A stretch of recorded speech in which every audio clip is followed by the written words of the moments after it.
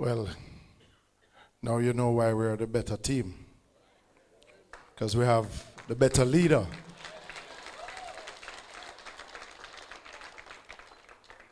And I've been given the task by the next Prime Minister to speak on the portfolios of transport and mining, and I'll touch a little bit on the works portfolio also. Transportation contributes about 9% to the country's GDP, which is about 23 billion US dollars. So it shows you how important the transport sector is to the country's growth. Most of the time we consider transportation to deal with the movement of people, but it is wider than that. It's about movement of goods. It's have to deal with land, sea, and air.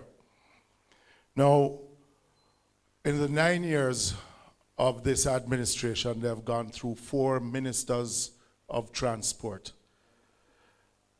And after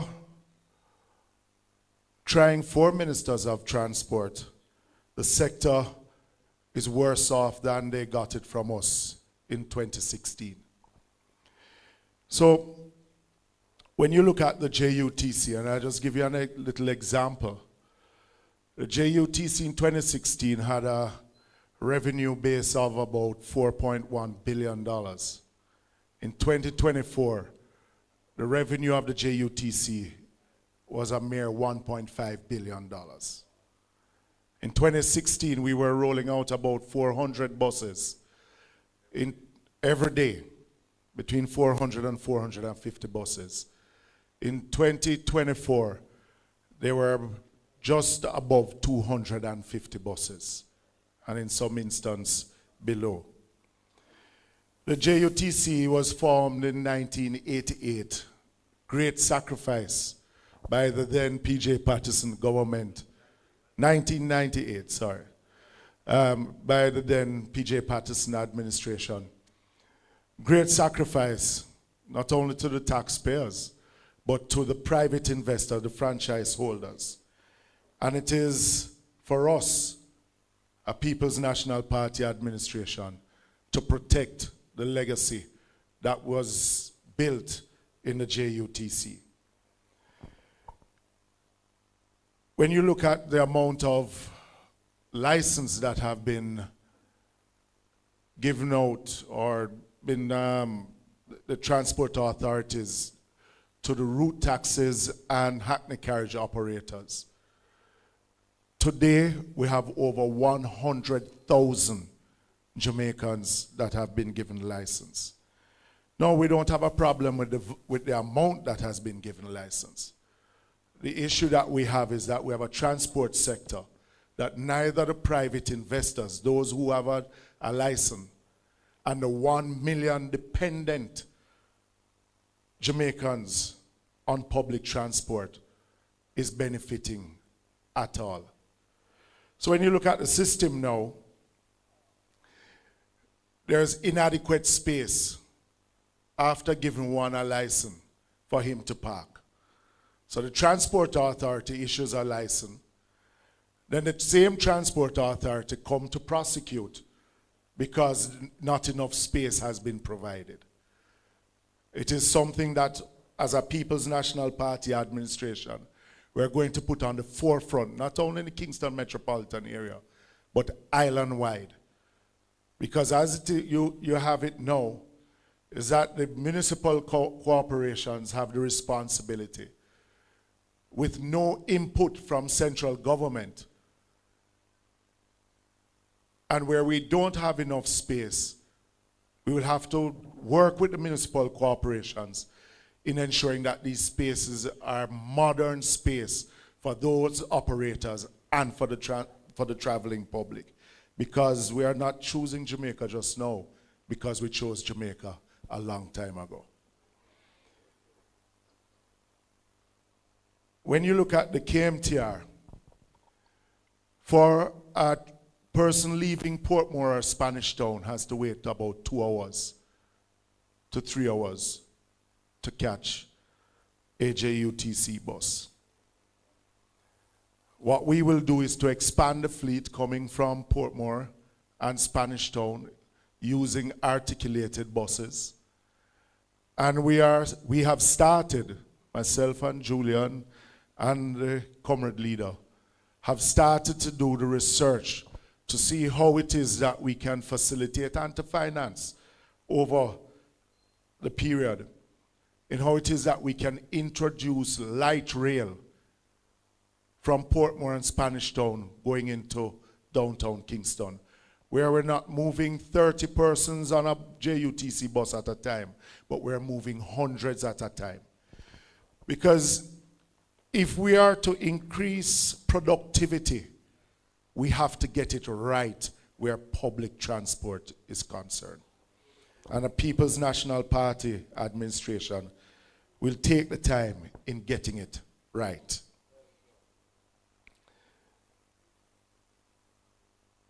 We have, I mentioned it about 4 years ago in my sectoral presentation, about a rural school bus system and also a rural system to move the disabled and just general public. But we believe, since we have 100,000 Jamaicans who are investors in a transport sector, is that we have to find a way to incorporate them in a broader transport system.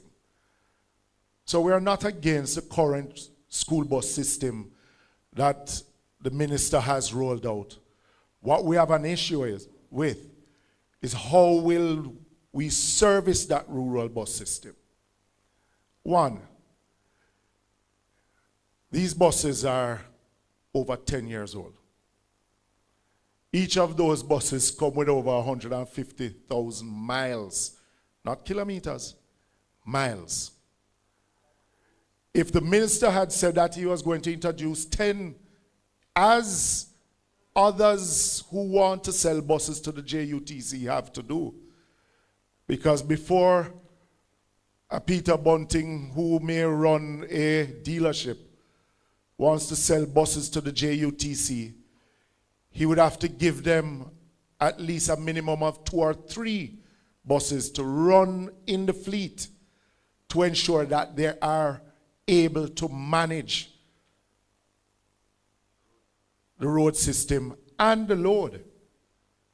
In this instance, the minister decided to buy 100 buses without testing them on our roadways and seeing if they can work with our topography. But also, to roll out majority of those buses in rural Jamaica, as it is today, the infrastructure is not there, 1, for them to park, 2, for them to be serviced, and 3, for them to be refueled. So let us use, for example, the bus that is running to St. Thomas, to Morant Bay. That bus, once it, what we call dead leg, over to St. Thomas on the last route so that it can come back early in the morning, they have to park it at the police station. At the police station. Because the infrastructure for the JUTC is not there.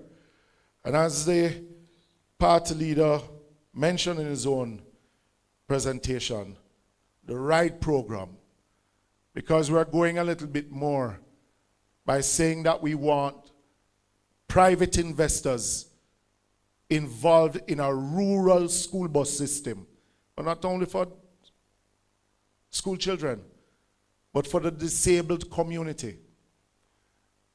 And what we will do is give them a card that they can use with the private operators. And then the private operators come and redeem it. But we will give a subsidized fare to those school children. So it's not only running from Christiana to Mandeville, but it would be from Balaclava to Mandeville, or South Manchester, right across. So it is not limited to only our town centers. So we're expanding it But it is important that we include our private investors, because for too long, we have treated our private investors, our taxi operators, as hustlers, and we want to treat them as investors in a bigger transport sector. So, our promise, and there's more for me to say, but I'm presenting on Tuesday in Parliament, so I have to leave some for then. But our commitment is that in our first 100 days in government, we will present to the country a comprehensive transport plan, not only for the Kingston metropolitan area, but island-wide, which will include parking, which will include what we spoke about in the RIDE program for our school children, a comprehensive transport plan for the Jamaican people. Because we chose Jamaica a very long time ago, not just now. The bauxite industry contributes significantly to our GDP and for foreign exchange. We have seen a backward trajectory from this administration on the bauxite industry, be it to issue land titles, be it to do with research, be it to protect the people who are affected mainly by bauxite mining. There are many questions to be asked, because we heard that JISCO would be closed for 2 years. It is going about 5 years now, and we have not heard a thing from the administration on what will happen to JISCO. There are many bauxite lands, and I raised it in my last sectoral presentation last year, that bauxite companies have to be held accountable for the reclamation of lands. There are too many bauxite lands that are little, if you know the law, is that if, I think it's 5% of the bauxite is left on the land, then they don't have to reclaim it. Yes? And many are leaving some on the land because they don't want to spend the money to reclaim. Those lands have to be reclaimed when we get in government and given back to the people of Jamaica.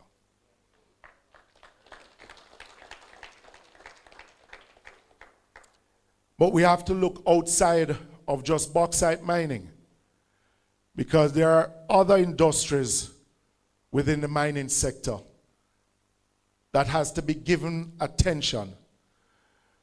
Because when you look at the type of mining that is done in Sentan, medical grade, but we don't have the facilities across the island to be able to expand. So it is something that a PNP administration will have to look at. In what are the new winners within the mining sector? And at the same time, to protect our environment.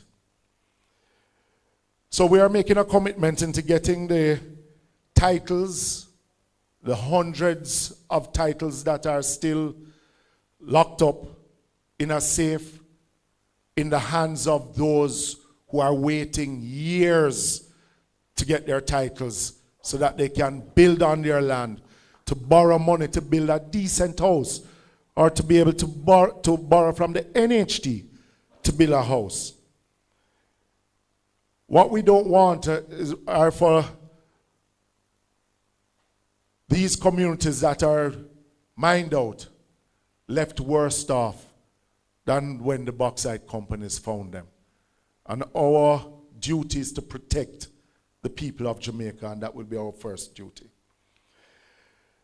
I'm going to just touch a little bit on roads.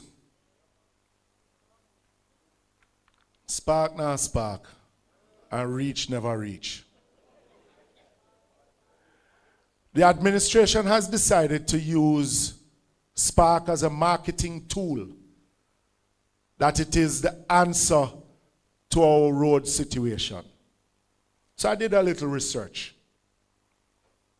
The NWA would need about $40 billion annually for routine maintenance, and an additional $40 billion annually for periodic maintenance.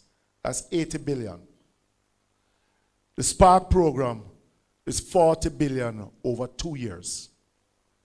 90% of our road infrastructure is classified as bad. So even after the Spark program, probably about 4 to 5 roads per constituency would see any major road works done on it. And in some instances, not the whole complete road. That means the other 100 plus roads in these constituencies right across the island will not even get 1 ounce of asphalt. And I hear the Minister of Works, or the shadow in that ministry, speaking about a one road authority. Let me just say it clearly. A PNP administration sees the importance of the municipal council cooperation in maintaining our road network.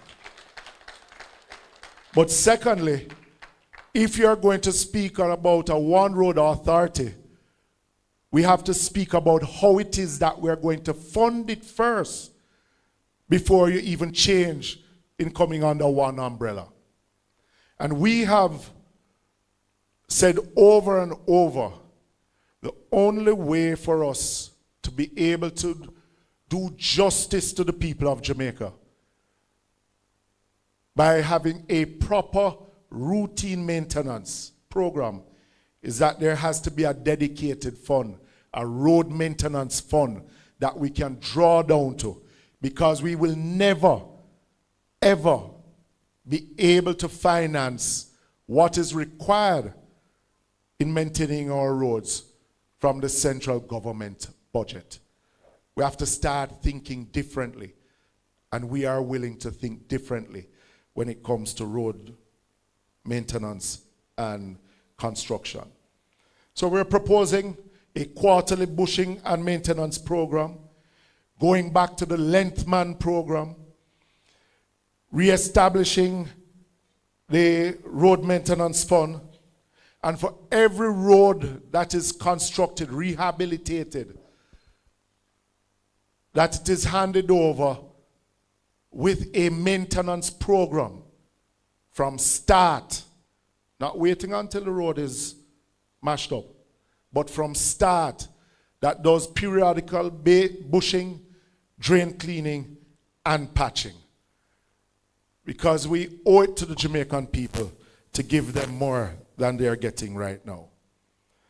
So, listen out on Tuesday. I'll be saying more in my sectoral presentation. But the time has come for bold leadership, and we are ready for the people of Jamaica to not do things the same way, but in a different way for the benefit of all Jamaicans. Thank you.